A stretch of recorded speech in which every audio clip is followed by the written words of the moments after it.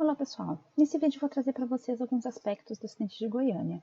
Não vou relatar todo o acidente, apenas algumas coisas que me marcaram muito, que eu aprendi, que eu assisti em alguns cursos e que existe neste livro aqui, que ele fala justamente, ele vai trazer detalhes desse acidente de Goiânia.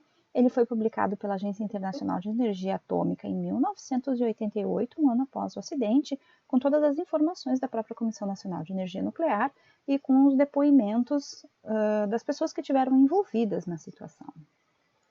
Faz algum tempo que eu fiz o download desse livro em PDF, mas eu acredito que entrando no site da Agência Internacional de Energia Atômica e digitando na parte de reports o título, seja possível vocês também fazerem um download gratuito com todas as informações, inclusive com todas as imagens que eu vou estar trazendo nessa apresentação, que foram retiradas deste livro.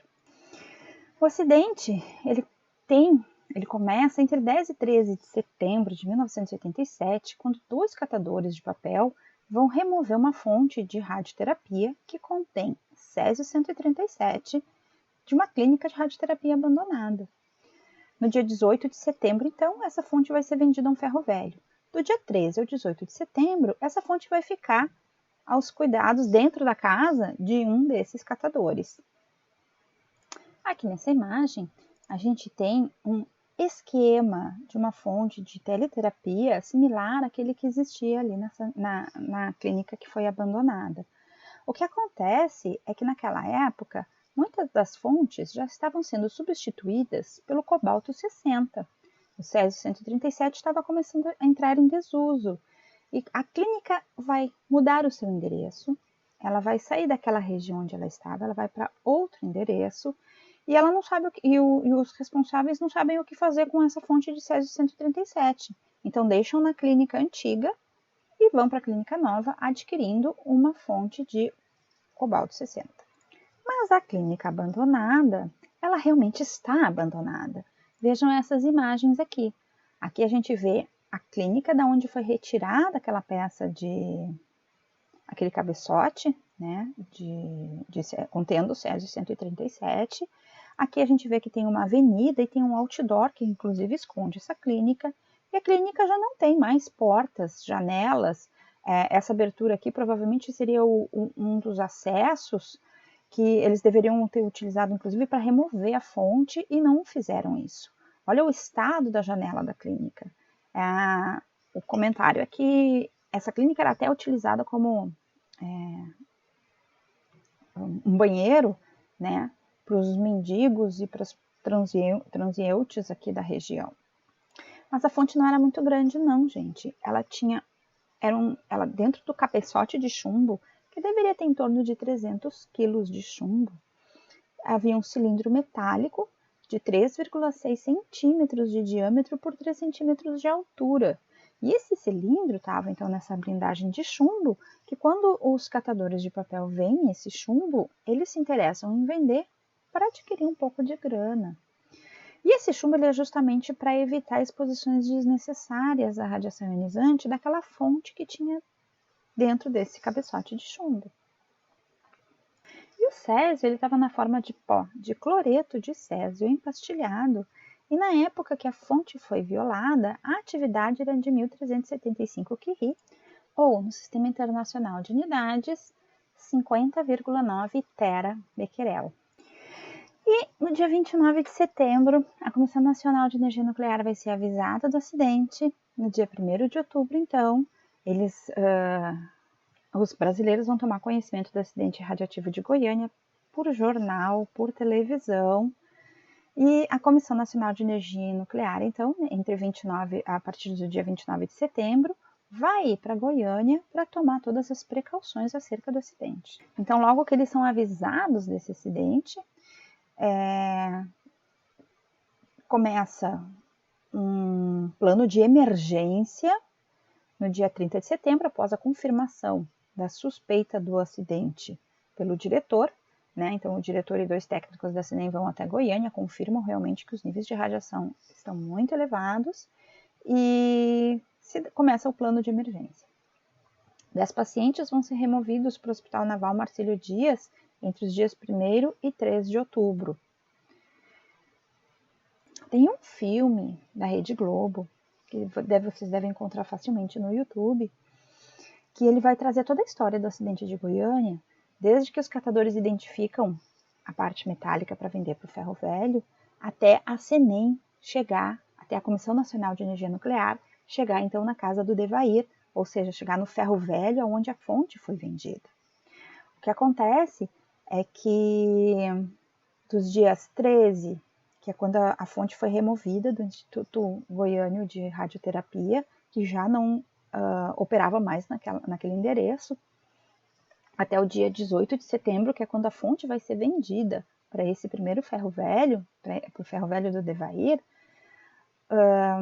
os catadores que carregaram a fonte, eles vão ter vômitos, diarreia, inclusive um deles vai apresentar radiodermite no braço, e ele vai achar que é uma alergia, ele começa a coçar, começa a dar muita coceira, aquela queimadura, e aí ele acha que é alguma alergia. E quando ele vai em hospital, quando eles procuram atendimento hospitalar, eles relatam o que eles comeram, relatam muita exposição ao sol. Na época, Goiânia está com uma temperatura de 40 graus, né? Quase verão. A gente já está na primavera lá, no Brasil, né? A gente já está na primavera, e aí tem dias muito, muito quentes. E vai coincidir com alguma corrida de carros na cidade, um feriado, e aí tudo isso vai dificultar toda essa questão até que se descubra que realmente aquela fonte que foi vendida no ferro velho estava fazendo mal às pessoas. Quem vai desconfiar isso é a esposa do Devair, porque ela vai ver que um passarinho que estava na gaiola vai morrer, o cachorro começa a ter uma perda de pelos, eles todos estão sempre enjoados, com vômitos e diarreias, desde que a fonte chega no local. Um dos funcionários do Devair passa muito mal. O Devair é o que menos acaba passando mal, mas ele tomava muito líquido, né? Dizia-se que ele tomava 2 litros de cerveja por dia. Então, com isso, ele eliminava rapidamente o material radioativo que ele tinha ao tocar, porque ele violou a fonte, ele olhou aquele pozinho, ele ficou deslumbrado com aquela coloração azul emitida por aquele pedacinho azul do céu que caiu nas mãos dele. O que ele não imaginava eram os riscos que ele estava expondo toda a família, justamente por aquela questão. A radiação não é sensível, nossos 5 sentidos não são sensíveis às radiações ionizantes. A gente vai perceber os efeitos, mas nem sempre os efeitos vão ser exatamente na hora que a gente tocou, que nem o fogo. Na hora que tu colocaste a mão no fogo, queimou a mão. Na hora que a gente se corta, também dói a mão. Também a gente percebe o machucado e a gente sabe exatamente qual é a origem desse machucado. No caso dessas fontes de radiação, se tu não sabe que tu está te expondo, tu não sabe quais são os efeitos biológicos das radiações ionizantes, tu nem desconfia que pode ser em decorrência disso. Inclusive, os próprios médicos que vão atender os primeiros radioacidentados, eles nem têm conhecimento que aquilo poderia ser sintomas de radioacidentados, porque vão ser sintomas de vômitos, diarreia, perda de pelo, queimaduras, que são efeitos decorrentes de outras situações. E uma coisa que foi muito divulgado na época, foi a questão das vestimentas de proteção individual. Então, para a gente atender os radioacidentados, é necessário o uso de dosímetro. Naquela época, o dosímetro ele tinha um invólucro um pouquinho maior. Esses dosímetros, na verdade, eles eram de filme, eles não eram dosímetros TLB. Os dosímetros termoluminescentes estavam começando a aparecer no Brasil. A gente tinha muito ainda dosímetro à base de filme. Claro que só essa vestimenta não é suficiente. A pessoa tem que se proteger, porque essa contaminação, ela vai passar.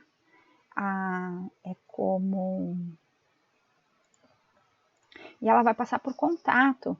Então, imagina assim, se vocês pegarem um pote de farinha de trigo e colocar a mão.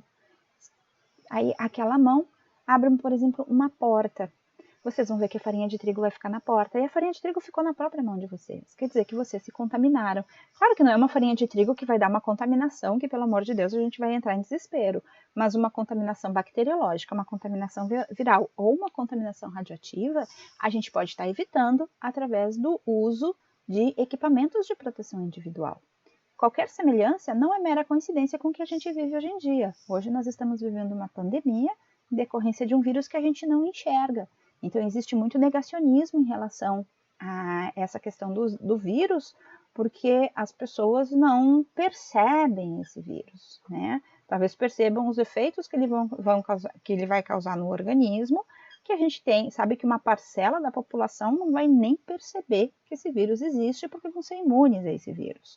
No caso das radiações ionizantes, então, aqui, depois de se paramentar com todos esses macacões de plástico, luvas cirúrgicas, vocês veem que existe uma vedação entre a luva e o macacão, é utilizado também máscara e dentro do possível vai ser utilizado ainda um óculos plumbífero. O óculos plumbífero é um óculos muito parecido com um óculos comum, só que a lente dele é de vidro enriquecido com chumbo, ou seja, o vidro desse óculos ele vai ajudar a blindar as exposições às radiações. E aqui, essa vestimenta é para evitar a contaminação. Mesmo com este macacão aqui, as pessoas vão sofrer irradiação, porque a radiação gama do Césio-137 vai atravessar o plástico. A própria remoção dos radioacidentados, a gente viu que pelo menos 10 pessoas foram removidas para o Rio de Janeiro, no Hospital Marcílio Dias. Por que as pessoas foram justamente para o Rio de Janeiro, no Hospital Marcílio Dias? Porque é um único hospital no Brasil que a gente vai ter alguma experiência com radioacidentados por causa da usina nuclear de Angra dos Reis. E vejam que na própria remoção desses radioacidentados, a gente tem macas que vão evitar qualquer gotejamento, por exemplo, se o paciente suar, ou se escorreu o soro, ou se por algum acaso ele tiver necessidades que extrapolem a capacidade de uma fralda, alguma coisa assim, e haja algum vazamento dos líquidos corpóreos dele, então esse tipo de maca aqui, ele vai conter e evitar uma disseminação dessa contaminação. Então, as fotos, elas estão naquele livro que eu citei para vocês, da Agência Internacional de Energia Atômica. E aqui a gente vê, então, também as pessoas utilizando luva, com proteções, caso tenha que tocar no paciente, alguma coisa assim, para evitar que se contaminem. E claro, se a gente for olhar toda a história do acidente, o Devair pegou a fonte, ele violou, ele entrou em contato com esse material radioativo, e ele distribuiu esse material radioativo, né? Ele colocou no bolso, ele deu para um amigo, o amigo colocou no bolso da calça, ele mostrou para o compadre dele, para o cunhado dele, e aí o cunhado levou para casa um pouquinho do pó, colocou em torno do pescoço da esposa como se fosse um colar brilhante azul. A filha dele brincou com esse material, né? Passou na mão e olhou, e depois pegou um alimento, comeu. Então, ela incorporou o material radioativo. Claro que nesse meio, esse material radioativo andou pela cidade, ele colocou no chão, ele recolheu, choveu, evaporou. Então, a gente tem casas contaminadas, a gente tem uma mangueira, uma árvore dentro do terreno dele que estava muito contaminada. De 30 de setembro a 20 de dezembro de 1987, os técnicos da CENEM vão monitorar, então, 112.800 pessoas. E essa monitoração vai acontecer dentro de um estágio, dentro de um ginásio de um estágio.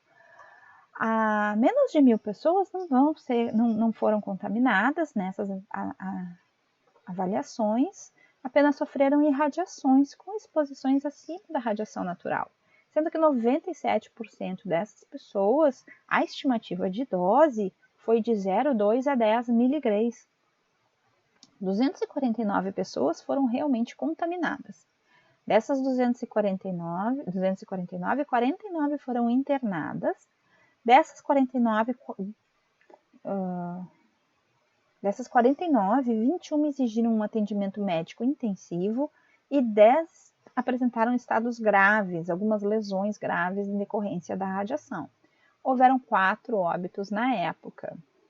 Aqui, então, uma imagem das pessoas sendo monitoradas, as pessoas que passavam por aquela região, ou que naquele período em que a fonte foi para o Ferro Velho até a Comissão Nacional de Energia Nuclear chegar na cidade, todas as pessoas daquela região tiveram que ser monitoradas, então, no Estádio Olímpico, né, no ginásio aqui do Estádio Olímpico.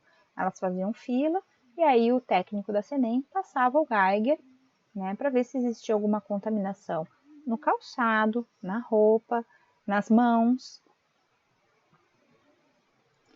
Como o nível de contaminação estava muito grande na cidade, principalmente ali no Ferro Velho, algumas casas e barracos tiveram que ser destruídos e removidos com todas as vestimentas pessoais, com todos os objetos pessoais, com toda a mobília das casas. O solo dos focos de contaminação também foram removidos. Chegou-se a remover 30 centímetros de solo. E, na verdade, a fonte ela vai estar no Ferro Velho do Devair. No que o Devair vende parte do Ferro Velho, a esposa dele pega a fonte e coloca junto daquele material. Quando aquela fonte chega no outro Ferro Velho, o cara diz, olha, veio uma peça estranha aqui que eu não comprei, a peça volta para o Ferro Velho. Então, assim, essa fonte já violada, ela não ficou só num único local. Na verdade, ela vai passar por 3 ferros velhos, numas tentativas da esposa do Devair mandar esse material para longe, porque ela começa a acreditar que esse material está fazendo muito mal para a família dela, e ele não quer se desfazer do material. E a gente ainda tem, lendo o livro, uma situação de que quando os técnicos da CENEM estão indo para Goiânia de carro, levando os equipamentos, e vão com alguns equipamentos ligados, os equipamentos simplesmente acusam um nível de radiação altíssimo quando um caminhão passa por eles. E aí eles vão lá, eles param o caminhão, veem que o caminhão está contaminado e mandam o caminhão de volta para Goiânia. E não foi um trabalho fácil. Aqui a gente vai ver alguma coisa sobre a demolição do Ferro Velho. O Ferro Velho foi todo demolido, todo o terreno, as árvores, as plantas, as construções que existiam tiveram que ser removidas, colocadas em containers por causa dos índices de radiação. Então, as vestimentas para evitar contaminação durante a demolição da casa e desmantelação de todo o terreno no Ferro Velho exigia 2 macacões, um de plástico e esse mais de tecido, né? E vocês veem que era tudo bem vedado, inclusive era utilizado máscara com filtros para evitar que os técnicos ficassem respirando esse material. E tinham que entrar com todo um maquinário para aqui, né, na ponta dessa haste, a gente tem um detetor, né, para ver se, por exemplo, o que está muito contaminado, porque quando a gente vai fazer uma segregação, quando a gente vai ver o material radioativo, a gente tem que fazer uma segregação. A gente vai separar de sólidos, líquidos e materiais de alto índice de radiação e baixo índice de radiação. Então, materiais que estejam muito contaminados, que tenham muita radiação, eles vão para um invólucro, para um container com uma espessura de concreto maior. Eu vou ter o material radioativo, eu vou colocar uma espessura de concreto na volta desse material, que o concreto ele vai blindar parte dessa radiação, e aí ele vai ser colocado em containers. Pode ser até containers metálicos, containers plásticos, seja lá o que for. O importante é que ele está concretado, porque o maior índice de radiação vai estar lá no centro, depois a gente vai ter uma camada de concreto, e essa camada vai ser feito todo um cálculo, então, para quem esteja a uma determinada distância, se exponha no máximo aos índices naturais de radiação, ou seja, aqueles limites de indivíduo do público. E aqui aquela indústria, né? Aquela empresa de papel reciclável que os técnicos da CENEM cruzaram por um caminhão, mandaram um caminhão de volta, eles foram lá e identificaram também muito material radioativo contaminado. E obviamente que se eles entram com todo um maquinário para fazer o desmantelamento de toda a estrutura do Ferro Velho, esse maquinário também vai acabar pode entrar em contato com esse material radioativo. Então, eles têm que fazer toda uma monitoração principalmente das partes aonde eles vão estar tendo contato. E depois, quando retirar esse material daqui, vai ter que descontaminar este material também. E aqui mostra já uma imagem, né, de um dos ferros velhos, tá? Do ferro velho 2, de como realmente, eles limparam o terreno e removeram um tanto de solo. Não foi um trabalho fácil, eles tinham que ser monitorados. Existia, conforme o nível de radiação, então a gente vê que aqui tem uma plaquinha. Essa plaquinha, né, ela vai ter um número e vai indicar e através de cada número, então eles fazem primeiro um levantamento dos níveis de radiação de alguns ambientes, onde os técnicos vão ter que trabalhar, e aí vai ser delimitado quanto tempo aquele técnico pode estar trabalhando, quanto tempo aquela pessoa pode estar ali, para que ela não receba doses acima, além dos limites para trabalhador. Então, é um trabalho que não é rápido de ser feito e vai exigir uma quantidade de pessoas muito grande, porque depois que as pessoas receberam os índices de radiação, níveis de radiação que estão chegando no limiar, eles vão ter que parar de trabalhar com essa questão da radiação. E aqui também mostra bem a descontaminação de um veículo, depois desse veículo estar entrando no terreno, nos terrenos dos ferros velhos. A monitoração do solo, veja que o funcionário sempre com dosímetro, com máscara com filtro para não respirar e todos os aparatos, de proteção para contaminação. Aqui eles não chegam a usar aventais de chumbo, material com chumbo, primeiro por causa do peso. Olha o trabalho braçal que eles têm que estar fazendo. Como é que ainda vai usar um avental de chumbo e ainda que vai proteger uma parte do corpo que a gente nem sabe se outras partes não vão estar expostas. Por exemplo, na radiologia, na medicina nuclear, na área da física médica, um avental de chumbo vai proteger daquela radiação espalhada, mas não está protegendo as costas. Mas nas costas eu não estou recebendo radiação, eu estou recebendo só pela frente. Aqui a radiação está vindo de todos os lados, então não tem como eu ter um macacão de chumbo. É uma situação bem complicada. A gente vê até pelos relatos do próprio acidente de Chernobyl que está acontecendo um ano antes desse de Goiânia. E no acidente de Chernobyl, então, também eles vão ter que... Mas ali os níveis de radiação eram muito maiores. E aí eles vão ter que improvisar, então, vestimentas de chumbo para alguma proteção mesmo das radiações. Os tempos que os técnicos vão poder ficar, que as pessoas vão poder ficar para remover os destroços radioativos lá do acidente de Chernobyl, vai ser muito menor do que o tempo que o pessoal de Goiânia pôde ficar por causa dos níveis de radiação. Todos os rejeitos gerados, inclusive da descontaminação das pessoas, então se a roupa está contaminada, a pessoa vai remover aquela roupa e já era. E os rejeitos radioativos também dos locais, tudo foi compactado. Os líquidos são solidificados e também compactados. Além da questão que eu falei da segregação. Então, a gente vai ter containers com materiais radioativos, com mais material radioativo, e containers com menos material radioativo. E aqui, então, a gente tem um exemplo. E dentro desses diversos tipos de embalagem, então, a gente vai ter tambores ou cilindros, tá? Então, os rejeitos com alto nível de radioatividade, compactados no interior de tambores de 40 ou de 100 litros.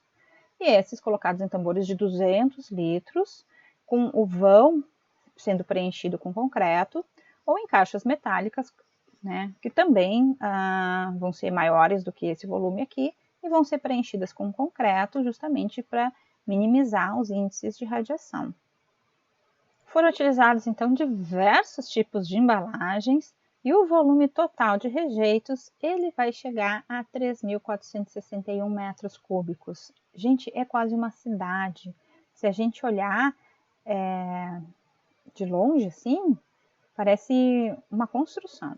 No total, eles contabilizaram 1.400 caixas metálicas de 1,7 metros cúbicos, 3.800 tambores de 200 litros, 10 containers marítimos de 32 metros cúbicos cada container e 6 embalagens especiais construídas com concreto armado, em parede de 20 centímetros de espessura, que ficaram no chão, que são essas estruturas aqui.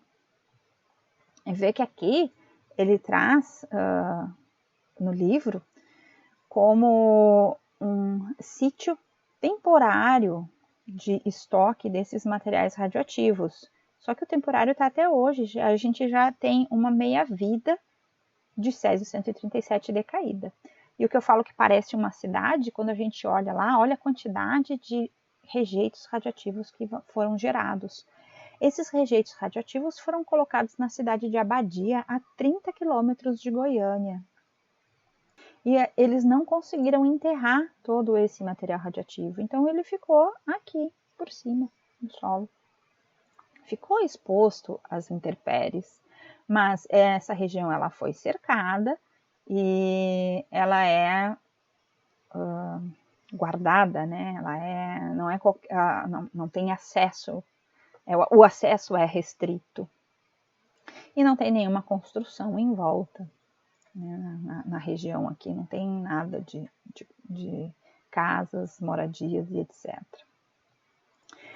E para encerrar então, vamos na parte de efeitos biológicos.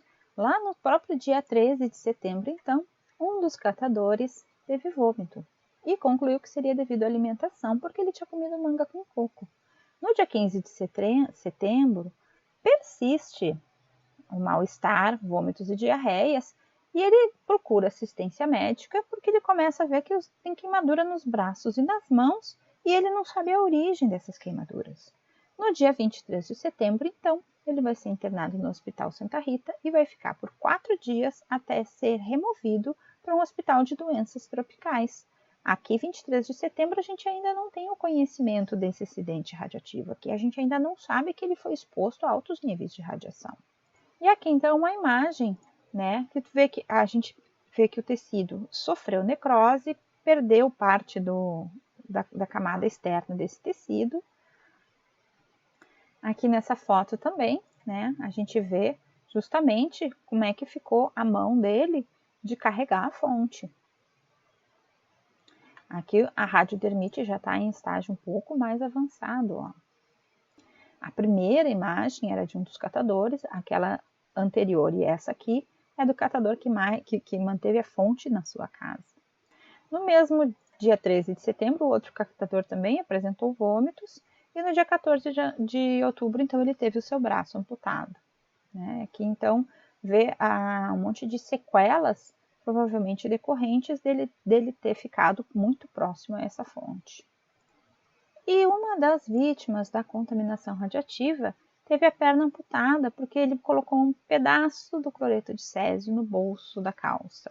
Lembra o que eu falei para vocês, que o Devair distribuiu esse material radioativo. E um amigo dele pegou, olhou, não viu nada, ele disse, não, mas tem que ser no escuro, que daí tu vai ver um brilho azul, assim, assado.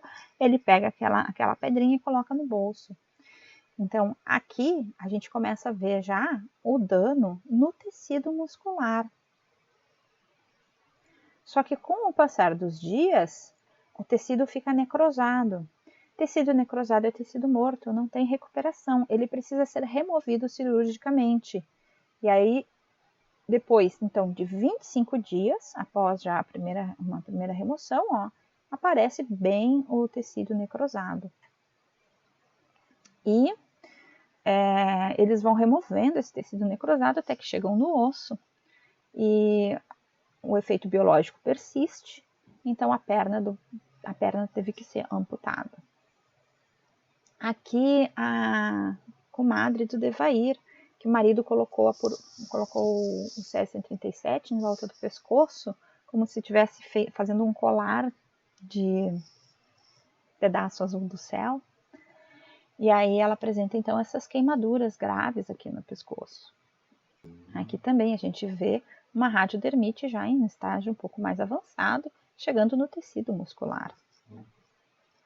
E nessa imagem aqui, então, é uma cintilografia óssea, que é justamente para a gente ver que as pessoas que incorporaram o material radioativo, então, aqui eu não tenho incorporação do material radioativo e aqui eu tenho uma pessoa com material radioativo incorporado.